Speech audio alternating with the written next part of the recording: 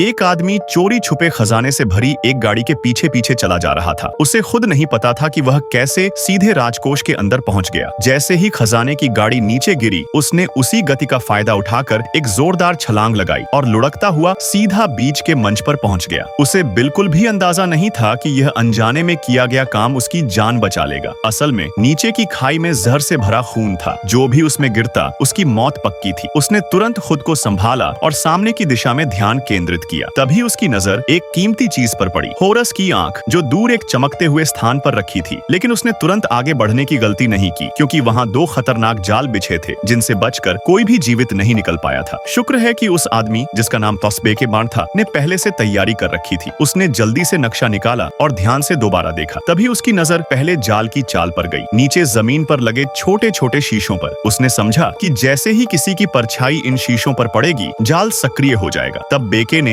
एक मशाल जलाई और उसे अपने पीछे रखा, ताकि परछाई उसकी बॉडी से पीछे रहे और शीशों से न टकराए। कुछ समय तक यह तरकीब काम करती रही, लेकिन जल्द ही उसने देखा कि जमीन पर शीशों से बचना बहुत मुश्किल होता जा रहा है। उसने तुरंत सोचकर मशाल को सिर के ऊपर उठा लिया और कोशिश की कि उसकी परछाई उसके शरीर के साथ ही रहे, यानी न जमीन पर पड़े न शीशों पर। इस तरह वह पहली बाधा पार कर गया। पहली चुनौती इतनी आसानी से पार हो गई कि बेके थोड़ा लापरवाह हो गया। अब उसने देखा कि दूसरी चुनौती जमीन पर बने गोल घेरे हैं। उसने सोचा कि बस इन गोल घेरों से बचना होगा और वह आराम से चल पड़ा। मगर जैसे ही वह आगे बढ़ा, उसके पीछे का एक गोल घेरा नीचे धंसने लगा। उसे कुछ समझ में आता तब तक बहुत देर हो चुकी थी। दोनों तरफ की दीवारों से मूर्तियां घूमते हुए बाहर आईं और उन पर लगे नुकीले हथियारों से बेके पर हमला करने लगी। अब बेके के पास कोई और रास्ता नहीं था। उसे इधर उधर कूदते हुए, दीवारों से टकराते हुए खुद को बचाना पड़ा। बड़ी मुश्किल से वह उन मूर्तियों से बचते हुए पूरी ताकत लगाकर दौड़ता हुआ दूसरे जाल के अंत तक पहुंचा। जैसे ही वह वहां पहुंचा, मूर्तियां अपने स्थान पर रुक गईं और जाल बंद हो गया। बेके की सांसें